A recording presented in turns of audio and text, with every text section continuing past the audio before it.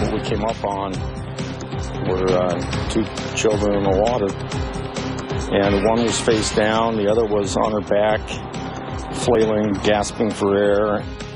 Strangers jump in to help, pulling two children from the Willamette River, and now their mother, this woman, is under arrest. Good evening, I'm Anna Song. A Portland mother facing murder charges in the death of her 4-year-old son. She is also accused of trying to kill her 7-year-old daughter.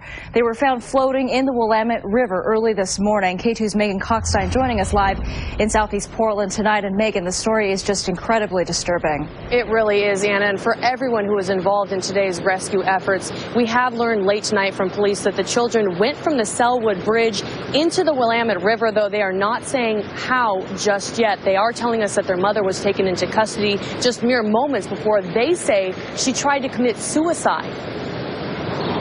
For roughly a half hour, police detectives say a 4-year-old boy and his 7-year-old sister were in the Willamette River early Saturday morning. They say the last person to see them was their mother, 31-year-old Amanda Jo Stott Smith. We know that the bridge is the source where those children came from. As far as the details of the manner of which those children came off the bridge, we're not going to provide that information at this time. 4-year-old Eldon J. Rebhen Smith died at the scene. An autopsy shows he drowned. His sister, who police are not naming yet, is still alive. Police were able to identify them through a missing persons report their father filed in Tualatin Friday night. With the information that Tualatin police provided us and the information from family members that were calling in, we were able to identify the two children that were found in the water. About 7 hours later, they tracked down Stott Smith. She was sitting in her car in this downtown Portland parking garage. Police say when they approached her, she tried to jump off the top floor. They talked her down, and now she's in jail facing aggravated murder and attempted aggravated murder charges. Investigators still have yet to interview the little girl who somehow managed to survive. Your guess is as good as mine. She's got the will to live. Police say that Stott Smith actually had joint custody of those two children with their father. We were able to do some digging tonight looking into court records. We found that Stott Smith actually filed for divorce back in March. Detectives do say that she does have other children. They are now in protective custody, and police also tell us that Stott Smith does have a prior record with him. Anna? And Megan, what does the woman's family have to say about this? Well, we went out to their house out in Milwaukee tonight. We knocked on the door. A woman came to the door. She didn't even open the door. She said that no one at that house, absolutely no one there, had any comment for me this evening. So we still have yet to hear from them. Okay, Megan, terribly sad. Thank you for your report. It was the sound of children screaming on the river that prompted people nearby to jump in and help. K2's Margie Lynch spoke to the man who actually pulled this brother and sister from the Willamette and a woman who watched this terrible scene unfold. It was pitch black on the Willamette River. Witnesses reported hearing a child's screams.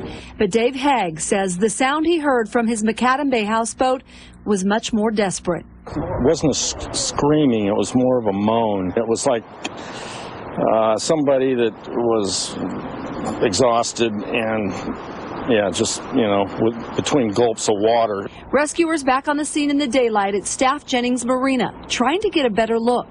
Dave says it wasn't far from here. He and his wife found the source of those moans. They weren't prepared for what they saw. What we came up on were two children in the water, and one was face down, the other was on her back, flailing, gasping for air. Haig believes the kids drifted down the river at least a quarter mile before he picked them up. Once in the boat, he says the 7-year-old girl had nothing left. She couldn't really speak at that point, barely coherent, and the smaller child was lifeless. And I couldn't do anything. Pam Gorder says rescuers met the Haggs across the river here at her dock and tried to resuscitate the boy.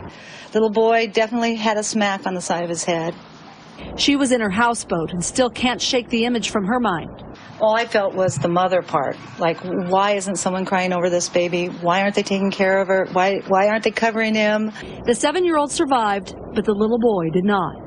Pam says after watching the rescuers try to save those children on her dock, the search continued with the boats and helicopters concentrating their efforts right around the Selwood Bridge. and it's where they return looking for more clues. Witnesses are also trying to understand how this happened. Not something you like to think about. I'm glad that the little girl's going to be okay. Margie Lynch, K2 News.